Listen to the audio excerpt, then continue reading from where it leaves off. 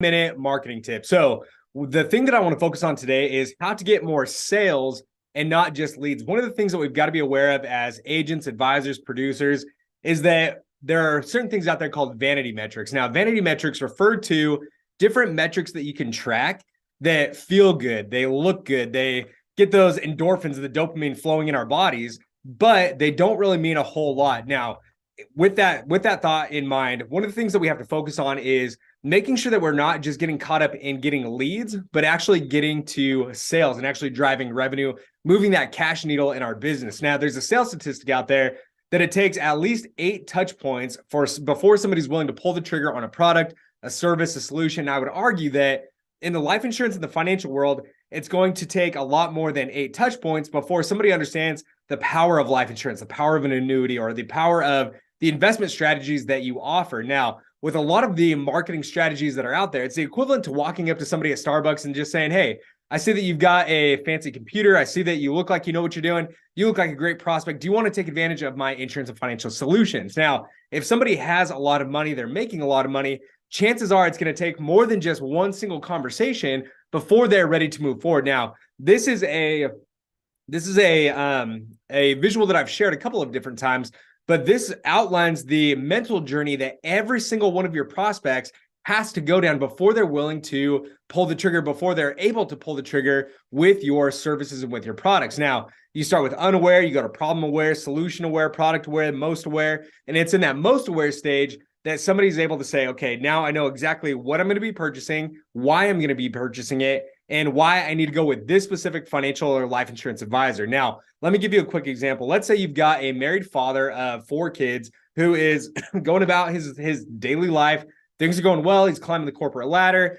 Well, one day he wakes up and he sees on Facebook that his brother-in-law is in the ICU, had a heart attack, and all of a sudden he becomes problem aware and understanding that, oh man, if something were to happen to me, how is my family going to provide for themselves? How are they going to pay the mortgage? How are my kids going to, eat or go to college or whatever it might be? And so he starts exploring and he sees that there's this thing called life insurance that can take care of his family if something were to happen to him. So he starts doing a little bit more research and all of a sudden he becomes product aware. He finds out that there's term insurance and there's index universal life insurance and there's whole life insurance and universal life insurance and variable universal life insurance. And so he has to keep going down that discovery phase before he becomes most aware, where he understands who to go to as that authority figure, as that subject matter expert who can get him the right product that solves the solution to the problem that he has in his life. Now, this corresponds directly with cold, warm, and hot traffic. Now, with a lot of the different marketing strategies that are out there, you're going to come across a lot of cold traffic, people that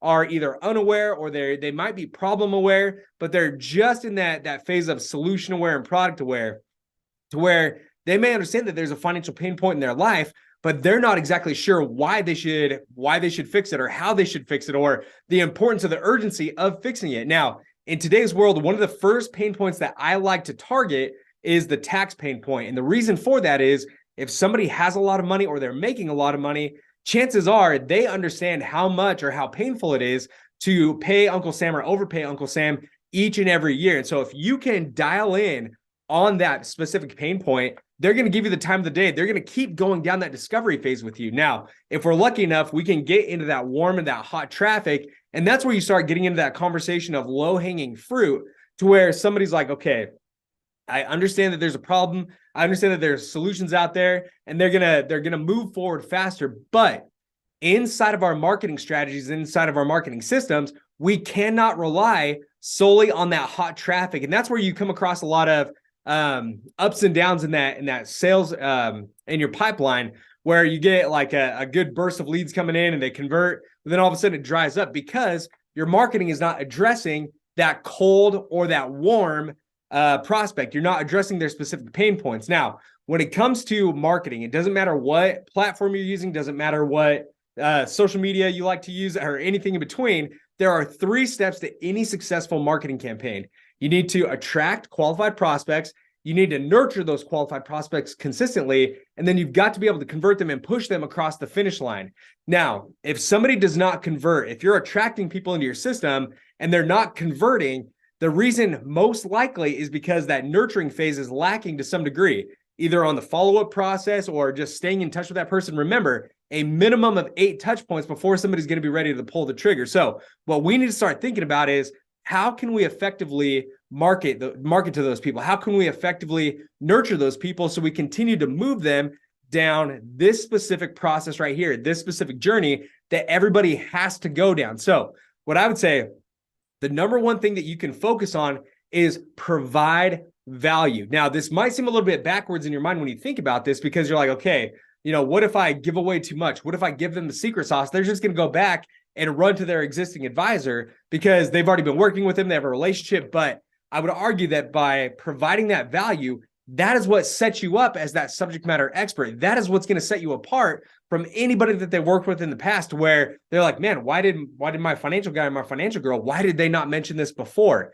That is how you build that relationship with them strategically, so that you can position yourself as that subject matter expert who has the ability to alleviate those financial pain points in their life. Now, there are a number of ways that you can go about attracting people, nurturing people, and converting people.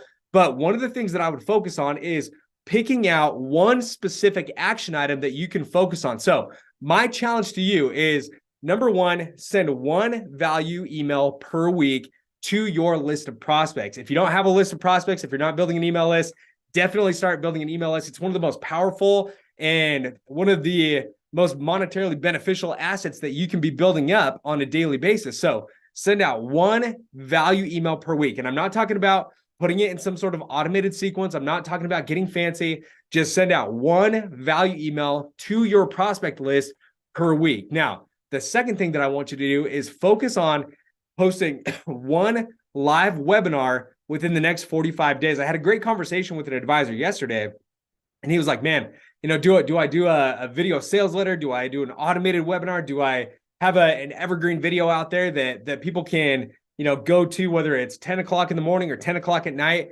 Or do I focus on just doing live webinars? Now, my suggestion, my recommendation would be do both, because you want to make sure that you have the ability out there that if somebody's ready to take action, they don't have to wait, right? They can go through, they can get value from your evergreen videos or your landing pages, whatever you have set up, whenever they're ready. But at the same time, being able to host live events like webinars is extremely beneficial, because number one, it creates a sense of urgency to where there is a deadline that they have to be with you at a certain time. And it creates that urgency for them where they're like, okay, I have to be in front of my computer at this time on this date. And in the process, they're going to be spending valuable time with you. There are two ways to convert somebody into a more qualified lead, or to get them to close to that conversion point. It's either to get them to spend money with you or get them to spend time with you. That time is, you heard the cliche, time is money, right? If people are spending time with you, that is a great way to be able to break down those barriers and get them to build that relationship with you, and allows you to showcase your subject matter expertise, to where even if this person doesn't understand exactly what life insurance or annuities or long-term care or your investment strategies are going to do for them, they're going to start to trust you as that expert who can do the right things that are going to benefit them for the rest of their life, if not for generations to come. So make sure to go out there. That's my recommendation. One value email per week, and host a live webinar in the next 45 days. If you have any questions, feel free to reach out to us. Go to getlifeinsuranceclients.com or visit our website,